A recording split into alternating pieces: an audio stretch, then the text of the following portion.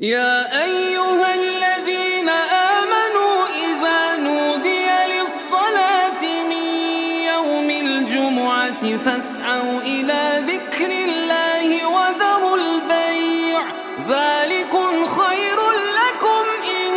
كنتم تعلمون فإذا قضيت الصلاة فانتشروا في الأرض وابتغوا من فضل الله